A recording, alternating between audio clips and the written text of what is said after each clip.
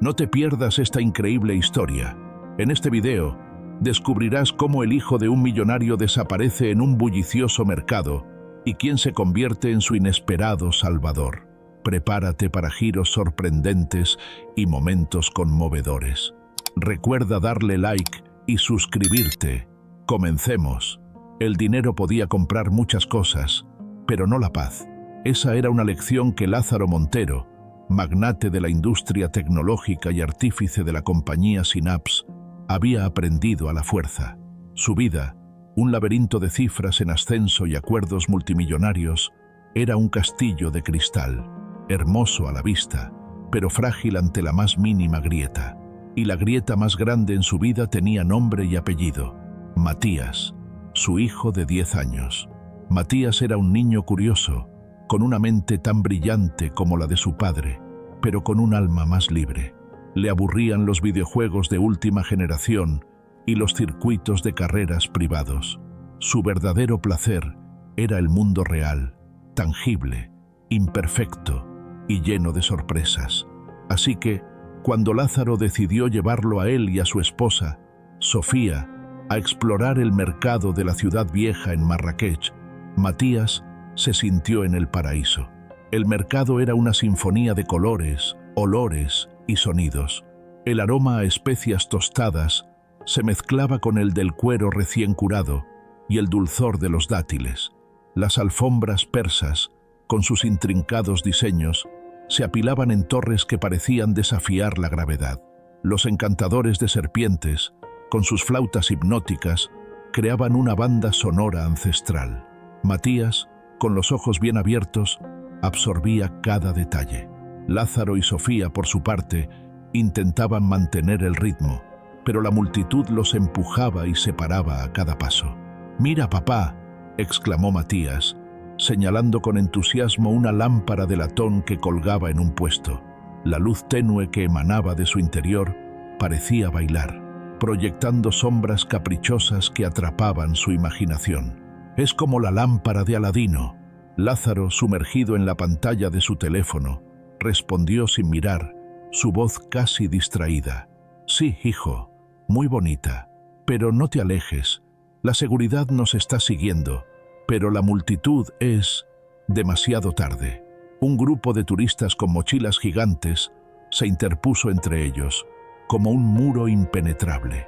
Lázaro levantó la vista y, en un parpadeo, la conexión que había compartido con su hijo se rompió. Matías ya no estaba. El pánico, una sensación que el hombre de negocios creía ajena a su ADN, lo golpeó con la fuerza de una ola gigante. «¡Matías!», gritó Lázaro, su voz ahogada por el clamor del mercado, que antes había sido un bullicio alegre y ahora sonaba como un eco aterrador. Sofía, pálida, se llevó las manos a la boca, la angustia reflejada en su rostro. «Lázaro, no lo veo. Se ha ido». Su voz temblaba y la desesperación comenzaba a apoderarse de ella.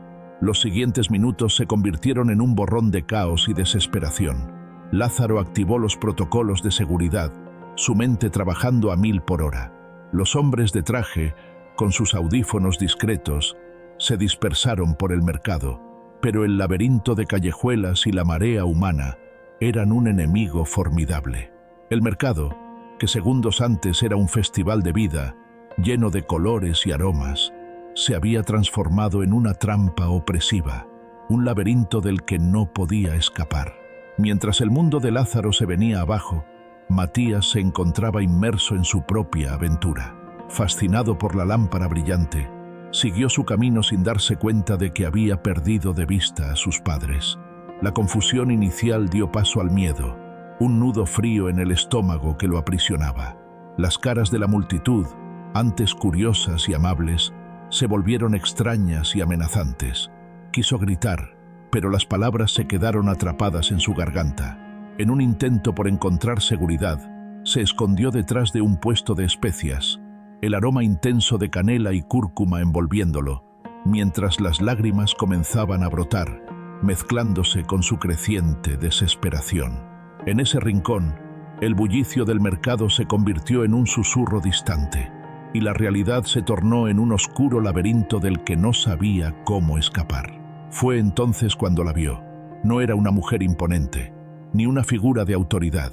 Era una niña, tal vez 2 o 3 años mayor que él, sentada sobre una pila de sacos de arpillera, un pequeño oasis en medio del bullicio desbordante del mercado.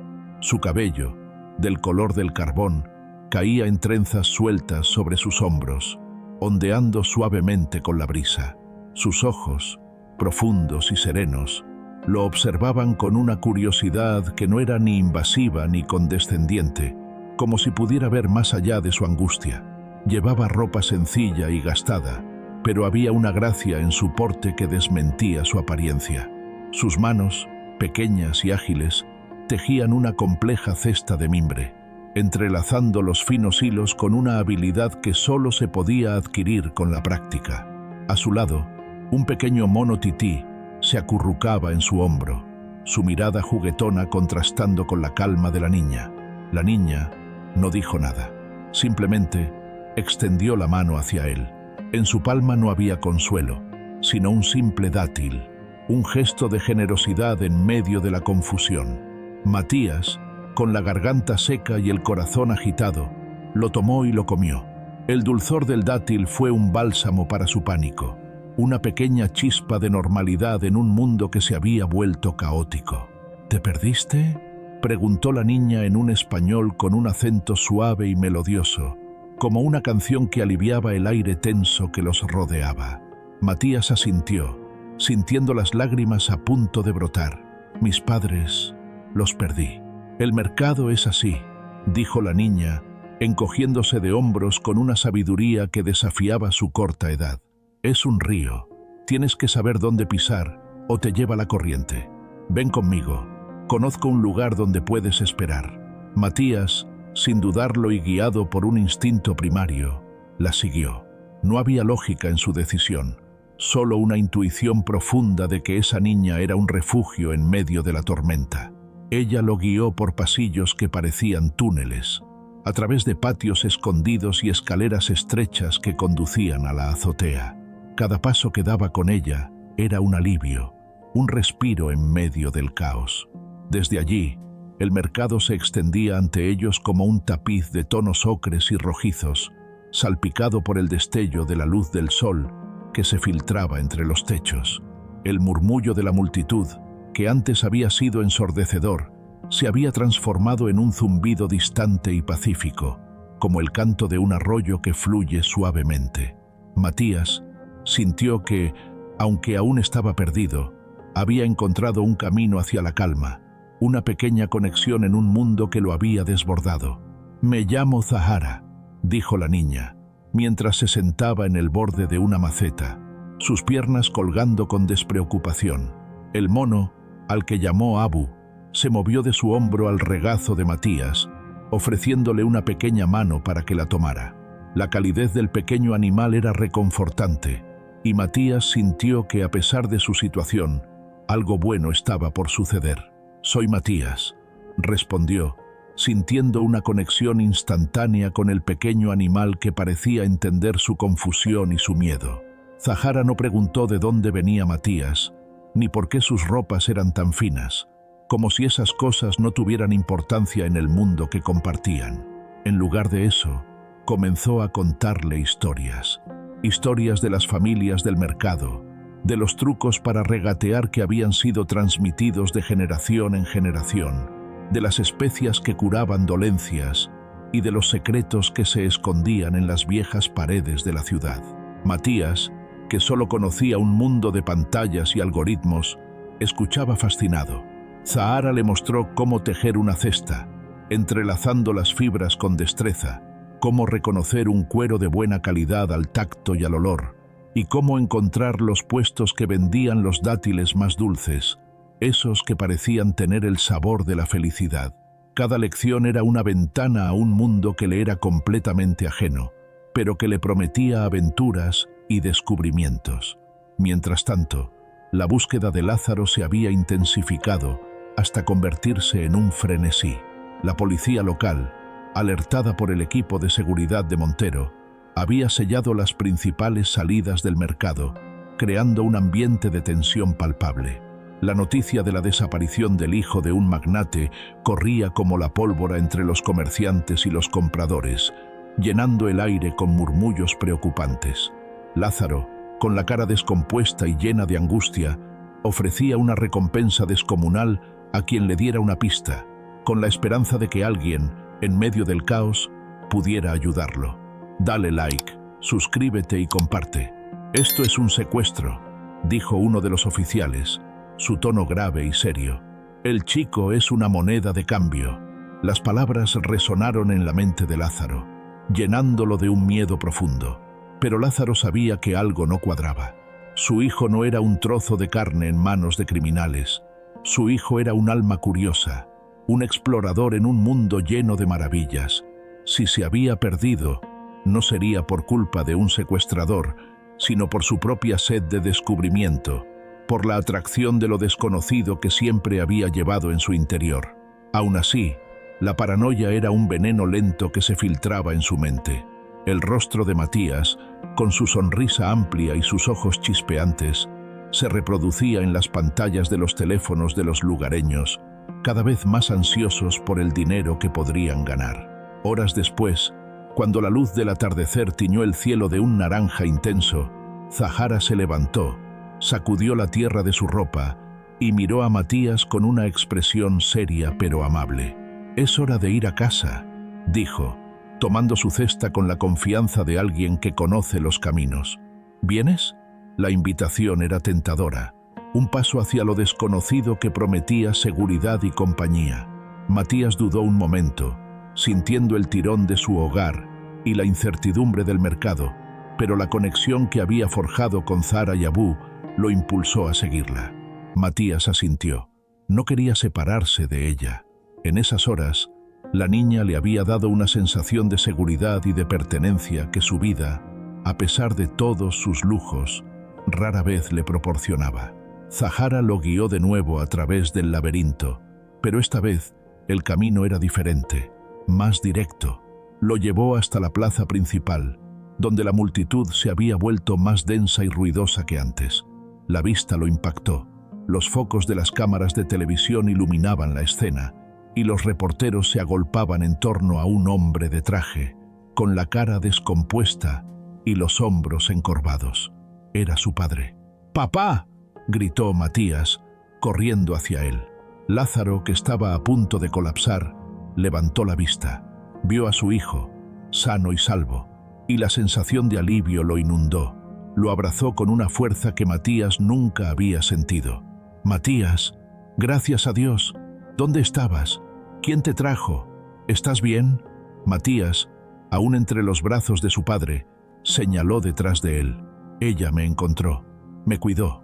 Lázaro siguió la dirección de su dedo. Su mirada se posó en una niña pequeña, con ropa humilde, que se encontraba en las sombras, sosteniendo una cesta de mimbre. Su pequeño mono se movía inquieto en su hombro. No tenía el porte de una heroína ni la mirada de quien esperaba una recompensa. Simplemente lo miró con calma, un gesto de misión cumplida en sus ojos. Uno de los guardias de seguridad se acercó, con una expresión de desdén. «Señor, la encontramos con la niña. Puede que haya sido un ardid. El chico podría...» «Cállate», gruñó Lázaro. Se soltó de su hijo y se acercó a Zahara. La niña, lejos de amedrentarse, lo miró con los ojos abiertos y honestos. «Gracias», dijo Lázaro, con la voz quebrada. «Nos salvaste. Dime cuánto quieres». Zahara, sin cambiar su expresión, negó con la cabeza. «No quiero dinero». Lázaro, perplejo, insistió. «Pero, ¿cómo te puedo pagar? Lo que hiciste por nosotros no tiene precio». Zahara miró a Matías, que estaba junto a su padre, con el pequeño mono en sus manos. Luego miró a Lázaro. «Solo sé que si nos cuidamos unos a otros, el río no nos lleva, y a veces una historia es el mejor pago». Dicho esto, se dio la vuelta y se perdió entre la multitud, tan rápido como había aparecido. Lázaro no pudo seguirla. Se quedó de pie, observando el lugar donde había estado, con una sensación de vacío en el pecho. Los días que siguieron fueron una tormenta mediática. La prensa internacional hablaba del milagroso regreso del hijo de Lázaro Montero. La historia de su secuestro fallido se distorsionaba y exageraba a cada paso. Pero Lázaro tenía una historia diferente, una que guardó para él y su familia. Una noche, en su lujoso hotel, Matías le preguntó a su padre, ¿por qué no le ofreciste dinero a Zahara? Lázaro lo miró. Lo hice, hijo, pero ella no lo quería. Su riqueza no está en las monedas, sino en algo que nosotros perdimos hace mucho tiempo, la generosidad sin condiciones. Matías asintió. Ella me dijo que la vida es como un río, y que ella era un faro para los que se pierden. Lázaro se acercó a la ventana. Desde allí, el brillo de la ciudad parecía artificial. Se dio cuenta de que su vida, llena de cifras y éxitos, era una fortaleza sin ventanas.